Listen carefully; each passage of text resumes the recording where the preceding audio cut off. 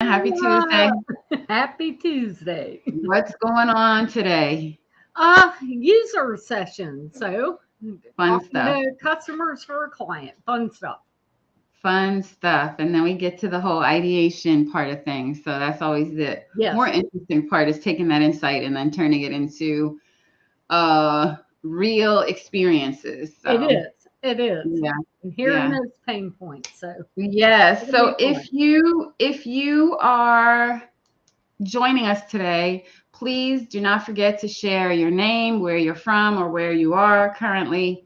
Would love to hear from you. So, we're going to jump into the topic today about empathetic leadership and leaders that have some level of empathy for the customer and the real value or influence that they can have on those product and service experiences, the roadmaps. And I think the really juicy part of things is traceability.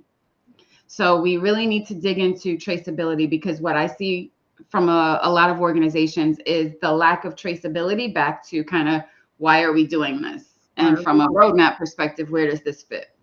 So anyway, let's start the conversation off by reflecting on a couple of articles we read Yes, recently and shared out that were related to the CEO of Ford and him taking his trip in the yes. Raptor. So you want to share some details about Yeah. that?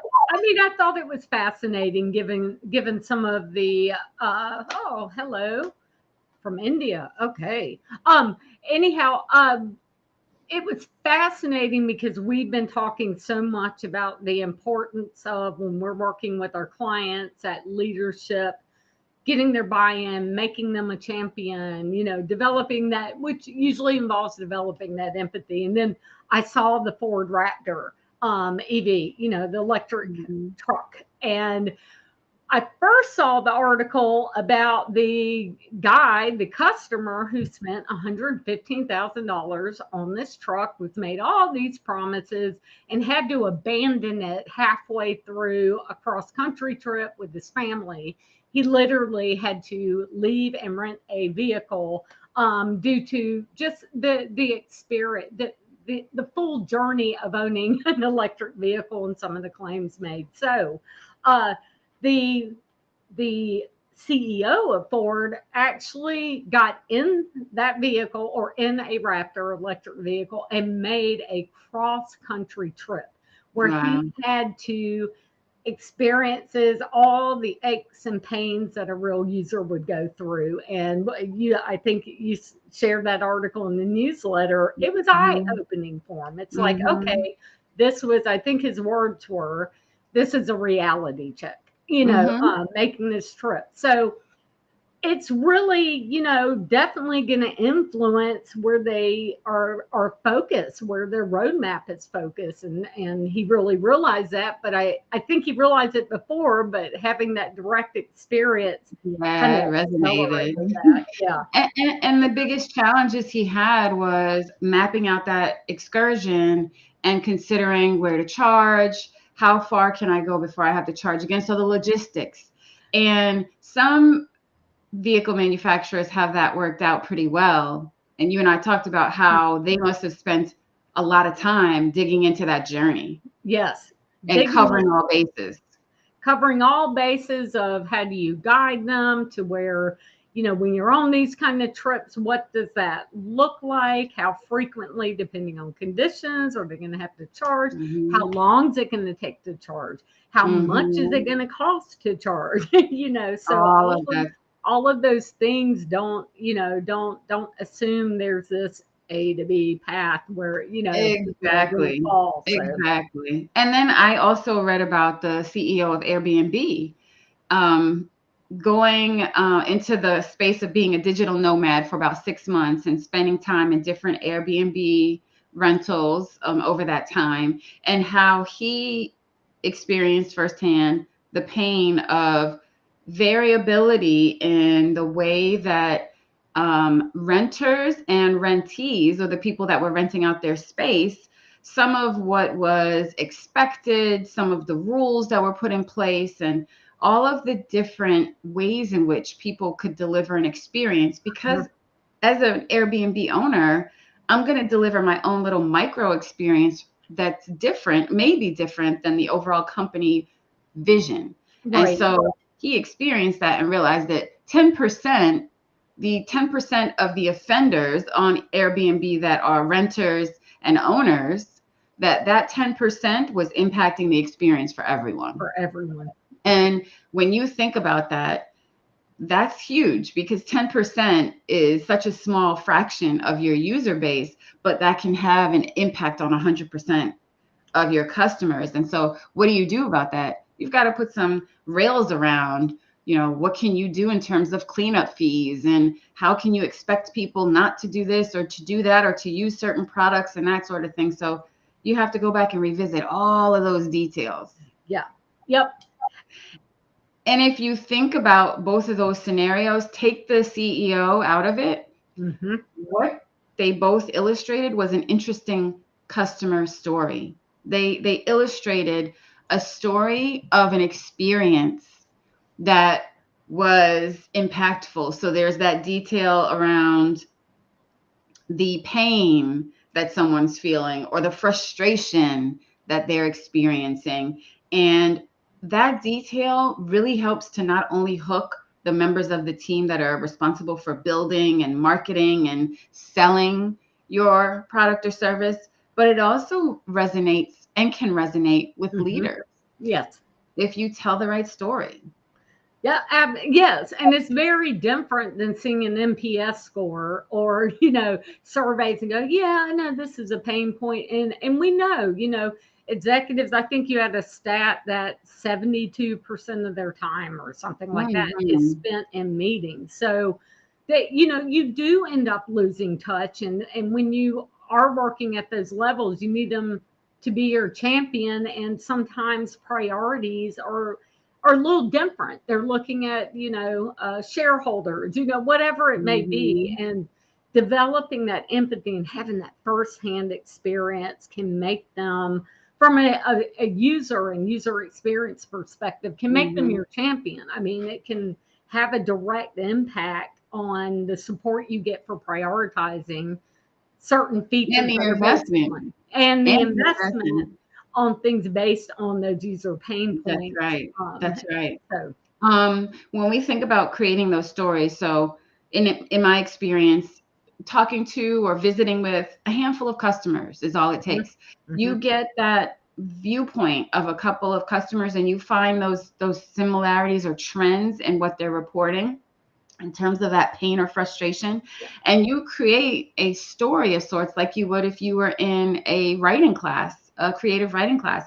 You come up with a story and you weave in the details of some of the scenarios that they're experiencing and mhm, where that frustration comes in and where you break their workflow or their mental model. You create that story and you have a huge piece of value to deliver across the organization, whether it be in the context of meetings or you figure out a way to share it out across the mhm, organization.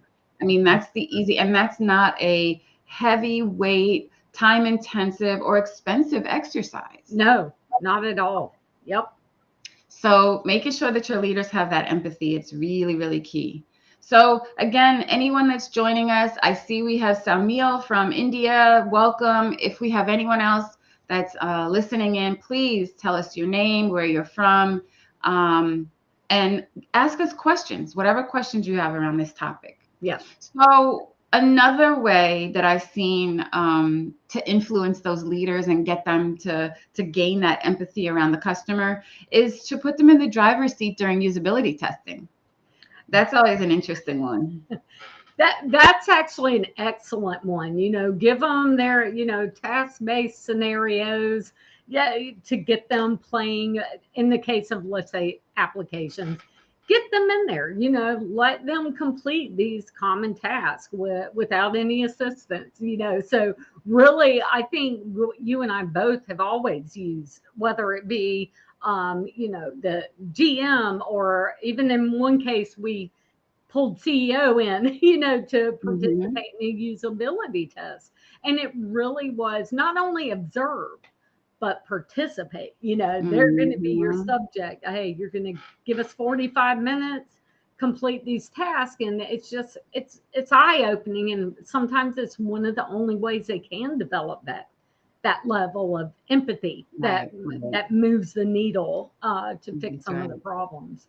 Yeah, and if they don't have 6 months to go out in the field, or they don't have the time to even spend a couple of hours away from the office, asking them for 30 to 45 minutes to sit in that driver's seat and actually go through that usability test or some level of validation testing of what you're building, it's huge in terms of them understanding firsthand those pain points.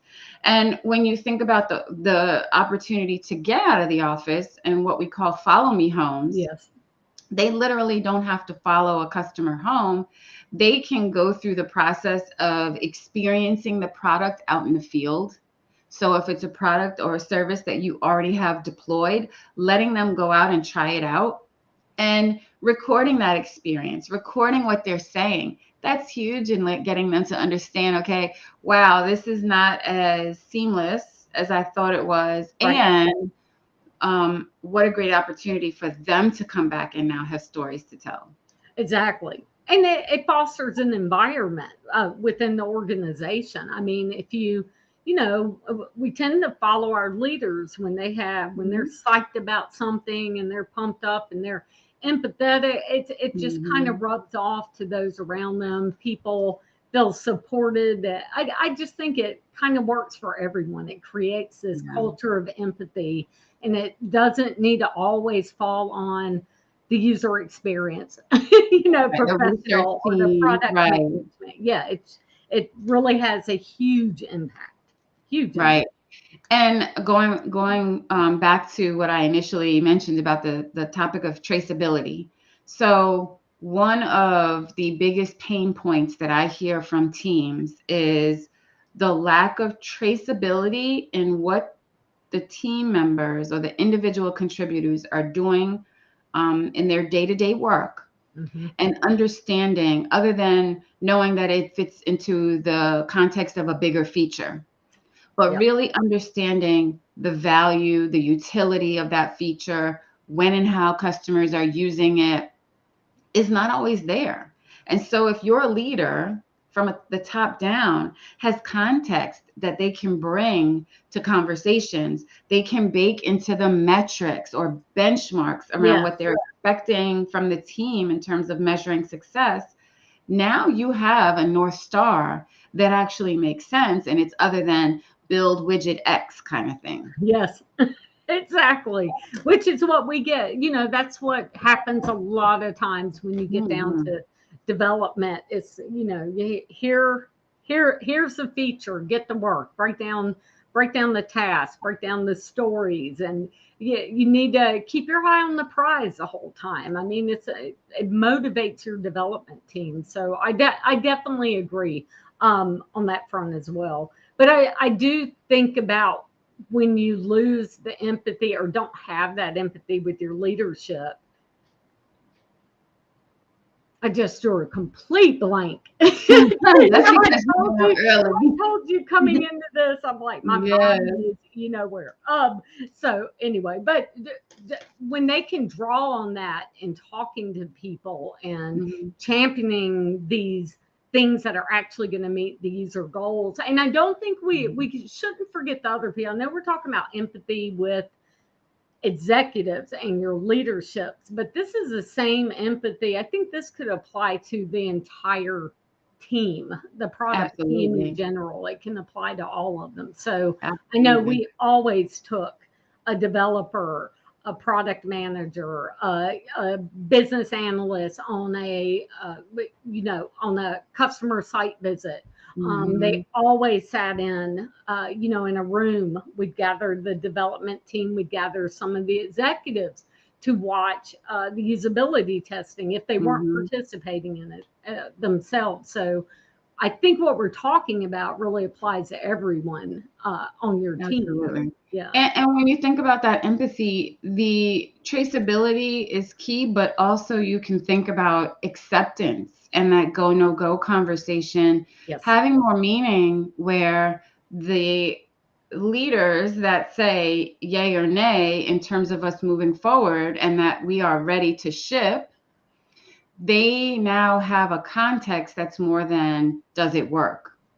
And Right. so it's extremely valuable when they can say, okay, it does work. Of course, it should, but also it solves that pain point, or it Yep. alleviates what, the customer needed to get done, or helps them get it done more effectively. So now that they have that empathetic context, they can understand that when the teams come in to either demo or present what it is that is about to ship, now there is an improved context around what does success look like? What Yeah. does that go decision? What are the inputs to the go decision that they didn't have before? Right. And why? Yeah. Yeah. A more of a why. Why shouldn't we go? I think Hmm. that's been the Hmm. hardest conversations I've seen with executives is, right, maybe we shouldn't go. True. We're very date driven. And I get that because we're in a competitive world.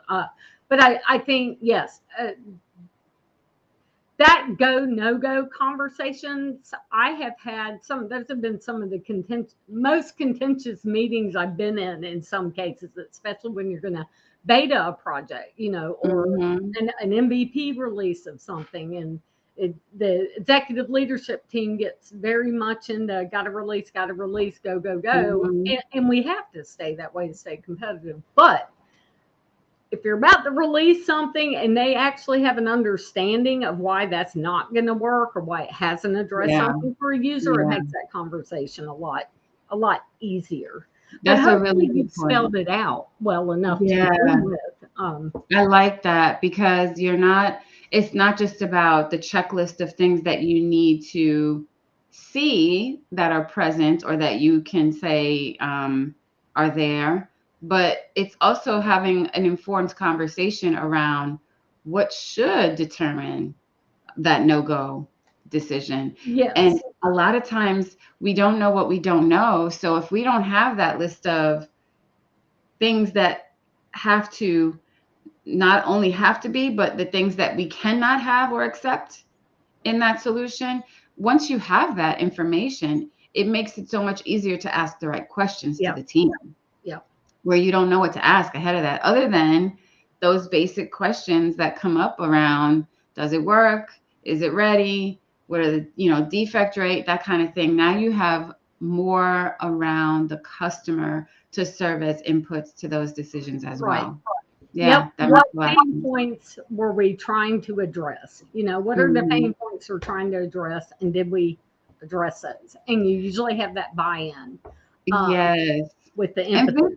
then leaders, or you expect your leader to be a visionary. Hmm. And so as a visionary and as the leader who's kind of driving forward what progress the organization can make, when I think about, as the leader, going into the actual space where our customer uses our product or service, going into that space and experiencing it firsthand means that I can now look at my vision and couple that with the practical experience that I'm having to say, does this align to my vision? And in some cases, if I haven't effectively communicated that vision, now I have the opportunity to see it firsthand and to say, no, this doesn't align. These are aspects of the experience that maybe my team wasn't on my team's radar, but as the leader, I see My it. radar. Yeah, Yep. I see it and I recognize it as something that needs to be addressed and that we need Yep. to get ahead of. Yep. What? So, go Well, ahead. I was just curious. I think you had talked about other ways that you've seen executives engaged. Mm, Where you try to, I don't want to say force that empathy, but kind of guide them in developing that empathy. What are some of the ways? I know you were talking about some of them earlier. That's why yeah, I so I've asked. also seen where having leaders participate in ideation Hmm. discussions. I've seen where leaders coming in and witnessing firsthand that cross-functional, and sometimes it's just as an observer, not even as an active participant in the conversation, Right. but having the opportunity to see that cross-functional conversation occur and to see that dynamic. And do we have the right information inside the organization? And do we play nice and collaborate together, or is there friction?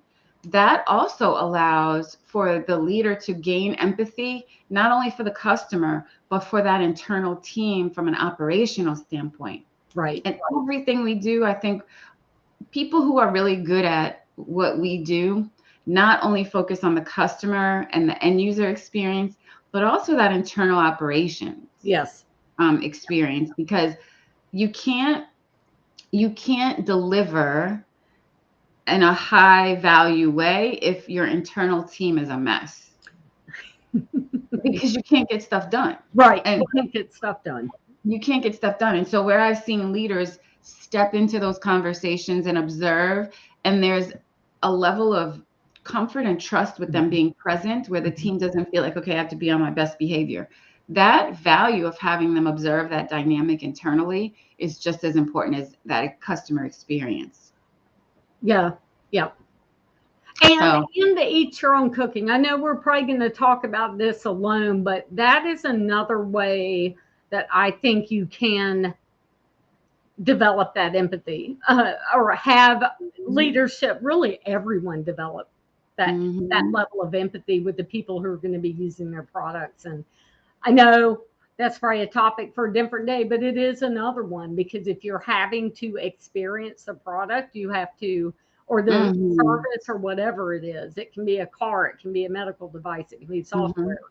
Uh, mhm, if that's part of your job, is using whatever you're developing, that's also a really quick way mhm. of doing it as well. So And I think this is also a benefit of being in a smaller or a startup sort of organization, is that there are fewer people and gives you an opportunity, fewer layers of, you know, bureaucracy.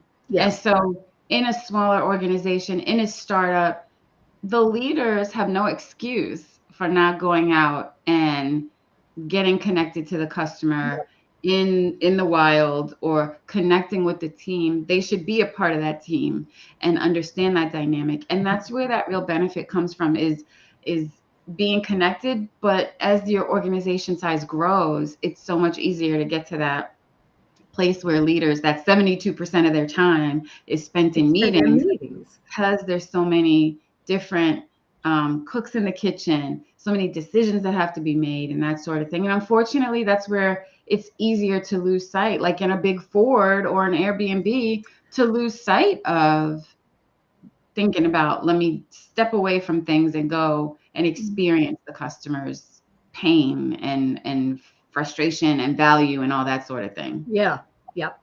And the hard part, in my experience, has been to get them to take, going back to what you're saying, they're really stretched thin. Leadership is usually, Mhm. they're sitting in meetings, they're dealing with shareholders, government regulate, whatever it may Mhm. be. They have all these priorities. So the Mhm. hard part is, how do you get them, Mhm. to take that time. I mean, Right. and even get access to them if you're in a big organization. So um, that's a challenge, and that's why I like some of the things we talked about can be really quick, easy hitters. Oh Getting them yeah. in on the usability test, that Yeah. sort of thing. So, but that has Yeah. been the challenge for me in the past, is how to get them engaged. Yeah. And also, where when you go back to visionary leaders or visionary leadership, where they are putting forth ideas Hmm. that they really don't understand, either it's not time yet, doesn't align with your customer's current experience, whatever that might be, Yep. having them get involved in the activities we talked about, in terms of, sharing the stories of the customer's current experience, or putting them in the usability testing driver's seat and have them participate as the usability test participant. Those sorts of things, I think, also get them to change their perspectives on what they define as the roadmap. So it's not just about them coming in and changing the roadmap, but it might be that what they've defined may be different than what they presume once they have that experience of what the Yes. customer is going through. Yeah, and definitely how they may prioritize. Yeah, I mean things on the road, but not only how they define it, but there may be something in there. So the fast charging technology with Ford moved up pretty quickly, probably, Right. with That's right. after taking that drive. So yeah, it definitely impacts those That's right. priorities as well. And it also that particular scenario for me makes me think about the fact that as the CEO, now it's time for me to have conversations with Tesla about their charging technology and how do we leverage that technology and Yes, partner on that capability so that we can get more vehicles, more Ford vehicles in the hands of people who are interested in buying them. right. But that now is something that's on my radar, whereas before it might have been something that was presented to me from the bottom up and I say, oh, we have other priorities. We don't want to focus on Tesla. That's our competitor. But now going through that experience, I see it differently. And I am more apt to say, we got to change that roadmap and re-swizzle things a bit so Yeah. that higher in our list of priorities is how do we solve that pain point? Exactly. Or, yeah, my goal at first as CEO was maybe we're going to come up with our own, charging Mhm, technology. Hey, that's going to take this long. You get in the car and realize there's not going to be a Ford mhm. Raptor in 2 years, and all of a That's sudden, right. yeah, you're going to start thinking of partnering versus That's spending, right. those 5 years, or put that on the side as you prioritize the partnering with someone. That's I right. just think that example was just a great one. And I actually followed him. He was Mhm, releasing videos, but it just was fascinating watching someone actually experience at that level mhm, exactly what I had mhm, just read about a customer experiencing 2 weeks before. mhm. So Exactly. it is. So it's a That's powerful tool. that's why I love that TV show Undercover Boss Yes. because again, our priorities as leaders are so focused on getting things done, delivering, that we forget that we're delivering value for people Real people. Yep. and for real people. And there is something to be said about putting yourself in the user's shoes, the customer's shoes, or an employee's shoes to understand firsthand what they're experiencing to then Mhm. get a different glimpse on what should be our priority. Right. Sometimes upgrading equipment or technology is not on the list of priorities because that's just a cost and it doesn't have any benefit to the overall, bottom line. But when you get in there and see the struggles that teams are having, you recognize that equipment upgrades are necessary in order for them to do their jobs effectively, which means they can put out a product faster, that's more higher quality, and that sort of thing. And you may not get that just from a PowerPoint slide, Right. From a from PowerPoint. a Yep. data point on that pain. I Yes. think if we break down the word empathy, it's not just about feeling bad or feeling sorry for someone. It's actually experiencing. Experiencing them. Yep. Yeah. Yep. Yeah. Yeah, because how many times have you presented to executive leadership and you do either you've synthesized across like four great points of data collection, usability testing, NPS, service Mhm. calls you've collecting. You put these numbers and they could look horrible. You've got Mhm. on a 10-point scale, your 2 and your negative 30 NPS or whatever it Mhm. may be. And the executive, it, they know it's bad, but I mean, I can't name how many times it's like, oh yeah, those are horrible numbers. Now let's talk about this. That we have on our Exactly. roadmap. So yeah, I think you're right. It's not just a number. It's not just something on a slide where we have a quote. You know how we love to Yeah. put little clips and quotes that users throw out there. It just has a little different, and those are still important. Do not get me Mhm. wrong. They need to Mhm. drive decisions, but Mhm. that's not the topic today. We want to talk about getting those Yeah. leaders and using the product. So, Yeah, yeah, and that's there's a slippery slope to that though, because you don't want to then, you just said it, you kind of, I don't know if you alluded to it or knew you alluded to it, but we don't want to build a product for the leader either. No. So Yes. the goal is not to get them in the driver's seat or out there in the wild for them to then say, create the experience for me. Yes. The goal is for them to get out there to gain that empathy. And so you've got to put some level of context around Mm-hmm. the experience of them going out Mm-hmm. into the field, but also rails around what they do with that insight. And you want to make sure that just like you're telling a story and some of the work that you may do, you want to also have them come back or come away with the story, and not to say, oh, we need to do it this way because I like, Yes. whatever. That's a slippery slope. And you've got to make sure that doesn't happen. And that will happen. There will be times It that will. happen. Yeah. So that was an excellent point to make, because that definitely can happen as well. I really like to work this way, and I see their pain point. So here may Mhm. be the solution to it, because this will work Yes. for me. But yeah, yep. It's all And about so empathy. it's not the insights coming out of that empathetic experience should not be prescriptive.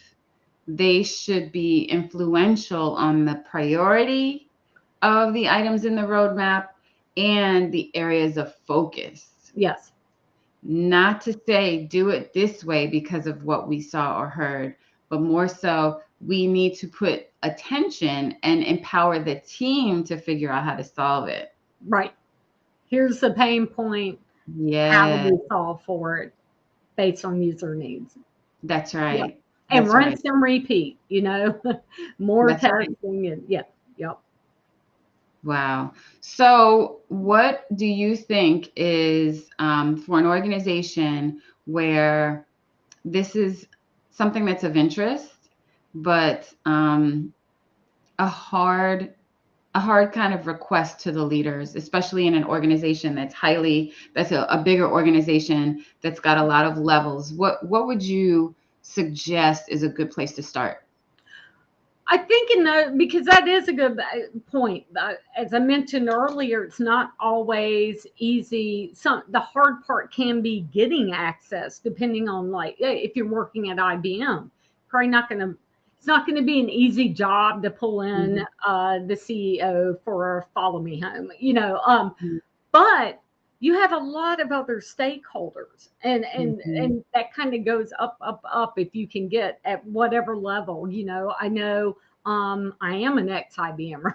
So mhm, grab some of your marketing VPs, your product manager, your senior product managers, who should be going out and doing this stuff anyway, but they don't always. Same mhm. reason, they're spread thin. They're different people, actually, or they have 72% different of their time intentions. in meetings. Yeah, or they have different intentions when they're Mhm, hitting the road. So I I've always started at the place, the best person I had access to, depending on what kind of organization I was working with. mhm, So that's, one of them, but it can be hard. It can just really be mhm, hard. But I always made it a habit of having an executive walk through and perform a usability mhm, test. mhm. I did make that a habit, and it almost became like, this is just part of their job now in Absolutely. working with me, is, hey, we've got testing kicking off, and I want to get some executives in there, and it's a good way for me to pilot, to do my run through Mhm, before I do it with real customers. But getting them in there and using the products, and um, that sort of thing. We even, on a product I was on once, we had a lot of the leadership team, we were looking at different document management systems. And it's like, mhm. well, if we're going to try to sell this, why don't we try to use it for a little while? And Yes, that was almost earth shattering to realize, like, yes. whoa, we are off, and because we're all familiar with what we were using within the organization. And now we're developing something in a space, use it. And you can get Good executives to point. do that sometimes. So Yeah, yeah. And I think that also when we talk about usability testing, because you don't want the target to be on your back as the user experience designer, I think we should also think about not only the usability testing piece, but the evaluative work that happens around the existing product or service. So when you think about having a leader actually go in and do that work hmm of evaluating it from the perspective of a customer, have them look at the existing application or the existing service before you assume that usability testing is the best place to start, because they might then say, oh my goodness, we need to fire these designers, they're terrible. But yeah, there's a whole lot more to it, potentially more to it than just the designers on right, your team.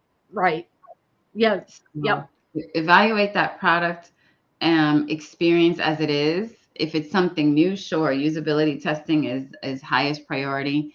And ensure you come back with those stories and little, like you said, sound bites and video snippets of people going through the pain of using the product or experiencing a service. That goes a long way, and I think it's a good place to start in terms of even before you pull them into ideation yeah, sessions or workshops. I think those two opportunities provide context hmm into potentially why the team doesn't gel. If they have different conflicting priorities yeah, themselves, or you're not delivering to them an edict from the top down that's kind of like, we're doing things this way, then you're going to get that internal churn. right, right. And I'll also mention, I think for anyone who's listening, like I am never going to get my executives in a room.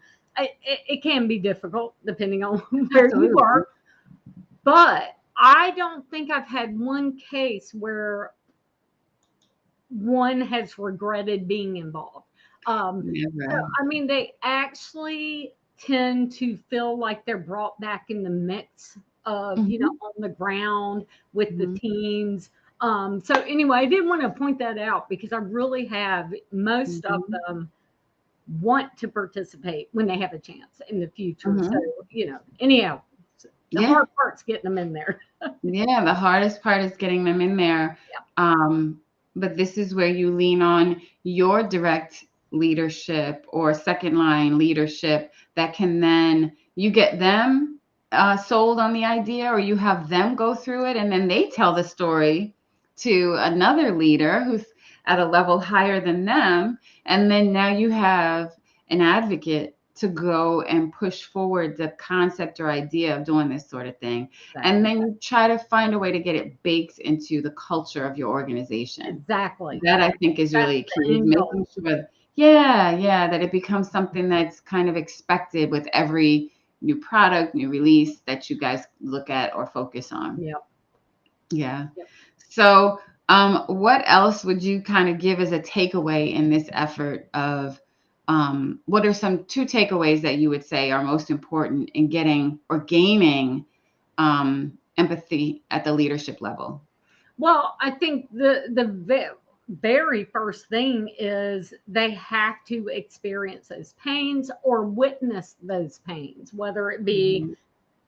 directly watching their customer base interacting or going through something, or experiencing it themselves. So, Mhm. I mean that you can't develop empathy without experiencing something, or having some real closeness to someone experiencing Mhm. something. So that's the first takeaway. They have to be involved. They have to be involved in a little bit of the dirty work with respect, while Mhm. respecting their time and understanding.